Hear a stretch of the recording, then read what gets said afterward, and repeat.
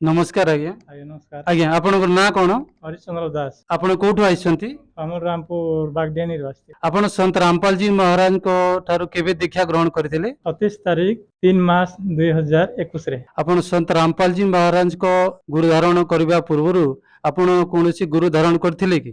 ଆଗରୁ ଗାୟତ୍ରୀ ଧର୍ମରେ ଥିଲି। ଆଜ୍ଞା, ଆପଣ ସନ୍ତ ରାମପାଲଜୀ ମହାରାଜଙ୍କ ଦୀକ୍ଷା ପୂର୍ବରୁ କୋଉ କୋଉ ପ୍ରକାର ସାଧନା କରିଥିଲେ, ପୂଜା ସାଧନା କରିଥିଲେ? ଆଗରୁ ପୂଜା ସାଧନା କରିଥିଲି ବୋଲେ ବ୍ରହ୍ମା ବିଷ୍ଣୁ ଶିବ ଗାୟତ୍ରୀ ଏମାନକେ ସମସ୍ତେ ପୂଜା କରୁଥିଲି। ଲକ୍ଷ୍ମୀ ସରସ୍ୱତୀ ତାପରେ ଗଲା ବିଶ୍ୱକର୍ମା ଏଟା ମାନେ ସବୁ ଯାତ୍ରା ବି କରିଥିଲି ମୁଇଁ। ଆପଣ ଏତେ ପୂଜା ସାଧନା କରୁଥିଲେ, ଆଉ ସନ୍ତ ରାମପାଲଜୀ ମହାରାଜଙ୍କୁ କେମିତି କୋଉ ପ୍ରକାର କେଉଁ ପଦ୍ଧତିରେ ଗୁରୁ ଧାରଣ କଲେ? ମୁଇଁ ଯେତିକି ବି ପୂଜା ପାଠ କଲି ତୀର୍ଥ ବ୍ରତ ଯେତିକି କଲି ମୋର ପୂରଣ କିଛି ବି ହେଲା ନାହିଁ ଆଜ୍ଞା। ସେଥିପାଇଁ ମୁଇଁ ଏବେ ଯେନ୍ ପୁସ୍ତକ ମାଧ୍ୟମରେ ଜ୍ଞାନ ଗଙ୍ଗା ଯେତିକି ବେଲକେ ମୁଇଁ ପାଇଲି ସେତିକି ବେଲକେ ମୁଇଁ ରାମପାଲଜୀ ମହାରାଜଙ୍କର ଆଶୀର୍ବାଦ ନେଇକରି ମୁଇଁ ତାଙ୍କର ସେ ମୋର ଗୁରୁ ହେଲା ଦିନ ଠାନୁ ମୁଇଁ ଘରଟିଏ ବି ଗୋଟେ ଘିନି ପାରିଛେ, ପୁଅ ବି ଗୋଟେ ଜନ୍ମ କରିପାରିଛେ। ସେ ପୁଅ ବି ଗୁଡ଼ଗୁଡ଼ି ବୁଲୁଛେ ବି ଏବେ ଆସିଛେ ବି ସେ ପୁଅ।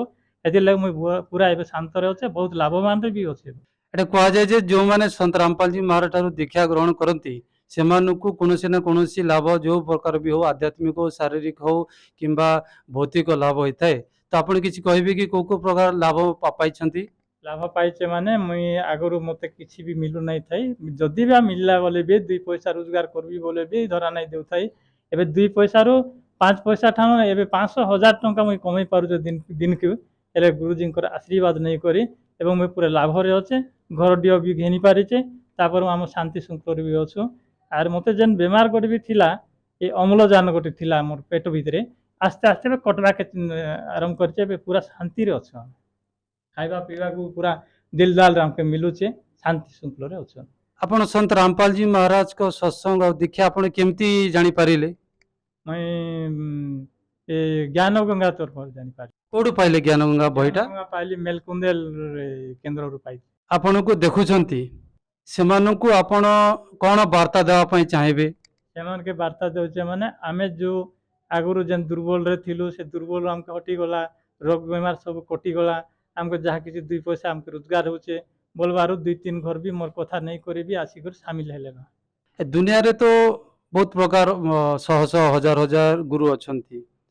ଏମିତି କଣ ସନ୍ତ ରାମପାଲଜୀ ମହାରାଜ ପାଖରେ କଣ ଯୋଉ ଜ୍ଞାନ ଅଛି କି ମାନେ ହଜାର ହଜାର ଦିନକୁ ଦିନ ଦିନକୁ ଦିନ ପୁରା ଭାରତ ବର୍ଷରେ ସମସ୍ତେ ସନ୍ତ ରାମପାଲଜୀ ମହାରାଜଙ୍କ ଯୋଉ ଜ୍ଞାନକୁ ଶୁଣୁଛନ୍ତି ଆଉ ତାଙ୍କ ସହିତ ଯୋଡୁଛନ୍ତି, କାରଣ କଣ? ସନ୍ତ ରାମପାଲଜୀ ମହାରାଜ ହଉଛନ୍ ସବୁଠାରୁ ଶ୍ରେଷ୍ଠ ଲୋକ। ସେ ପୂର୍ଣ୍ଣ ବ୍ରହ୍ମ ବୋଲିକରି ଯେନ୍ କୁହାଯାଉଛେ, ହେଲେ ପୂର୍ଣ୍ଣ ବ୍ରହ୍ମ ସେ ହଉଛି ଲାଷ୍ଟ ପୁରା ଫାଷ୍ଟ ଲୋକ, ଉପର ପାହାଚର ଲୋକ। ତାଙ୍କର ତଲେ ଯେତିକି ବି ଅଛନ୍ ସେ ହଉଛନ୍ ମୂଳ। ତାପରେ ସମସ୍ତେ ହଉଛନ୍ ଖେନ୍ଦା ଯାହା କିଛି ପତ୍ର ମାଧ୍ୟମରେ ସମସ୍ତେ ଅଛନ୍ତି। ବର୍ତ୍ତମାନରେ ଯୋଉ ସନ୍ତ ରାମପାଲଜୀ ମହାରାଜଙ୍କ ସହିତ ଯୋଡିବା ପାଇଁ ବା ତାଙ୍କୁ ଦୀକ୍ଷା ଗ୍ରହଣ କରିବା ପାଇଁ ଲୋକମାନଙ୍କୁ କଣ କରିବାକୁ ପଡିବ? ଲୋକମାନକେ ଟିକେ ଏଇ ପୁସ୍ତକ ମାଧ୍ୟମରେ ନେଇକରି ସେମାନକେ ଘର ଘରକେ ଯାଇକରି ବୁଝାଇବାକୁ ପଡବା। ତାପରେ ରୋଗ ଜୋର ଯାର ଘରେ ଅଛି ସେମାନକେ ବି ସେ ବାବଦରେ ବି କହିବାକୁ ପଡବା।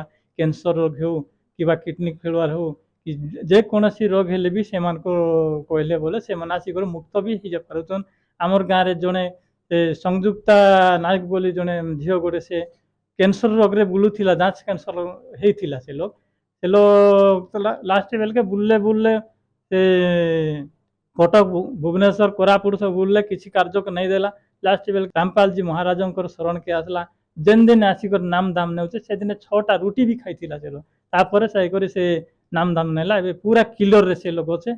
ଯୋଉମାନେ ଆପଣ ଯୋଉ ଏବେ ବର୍ତ୍ତମାନ କହିଲେ କି ଯୋଉ ଆପଣ ଯୋଉ ଗାଁରେ ସଂଯୁକ୍ତା ନାୟକ ସେ ଯୋଉ କର୍କଟ ରୋଗରେ ପୀଡ଼ିତ ଥିଲେ ଆଉ ସେ ସନ୍ତ ରାମପାଲଜୀ ମହାରାଜଙ୍କୁ ଦୀକ୍ଷା ପରେ ସେ ଠିକ ହେଇଗଲେ, ଏଟା ମତେ ତ ଆଶ୍ଚର୍ଯ୍ୟ ଲାଗୁଛି।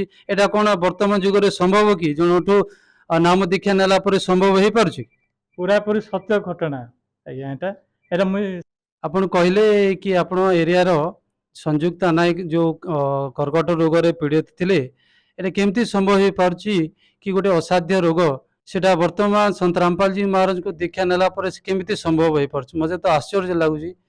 ମୋଦି ସେ ଜଣେ ଆମେ ନାମ ଦୀକ୍ଷା ନେଇକରି ସେ ପାଖରେ ଅଛୁ, ତାଙ୍କର ଘର ପାଖେ।